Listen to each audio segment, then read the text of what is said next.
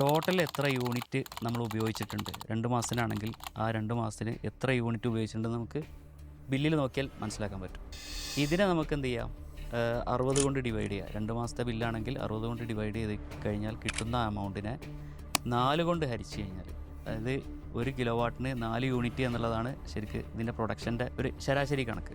അങ്ങനെയാകുമ്പോൾ നമുക്ക് കിട്ടുന്ന എമൗണ്ടിനെ 4 കൊണ്ട് ഹരിച്ചു കഴിഞ്ഞാൽ എത്ര യൂണിറ്റാണ് ഡെയിലി നമുക്ക് യൂസേജ് വരുന്നുള്ള ഒരു കാൽക്കുലേഷൻ കിട്ടും. അതിനെ ബേസ് ചെയ്തിട്ടാണ് നമുക്ക് നമ്മളുടെ സിസ്റ്റം എത്ര കിലോ വാട്ടിൻ്റെ സിസ്റ്റമാണ് വെക്കേണ്ടതെന്നുള്ള ഒരു കാൽക്കുലേഷനൊക്കെ നമുക്ക് എത്രയാണോ കാൽക്കുലേഷനിലൂടെ കിട്ടിയത് അതിലൂടെ 1-2 അഡീഷണൽ കിലോ വാട്ട് കൂടി ആഡ് ചെയ്തുകൊണ്ട് നമ്മൾ സിസ്റ്റം സെറ്റ് ചെയ്ത് കഴിഞ്ഞാൽ അത് ബെറ്റർ ആയിരിക്കും.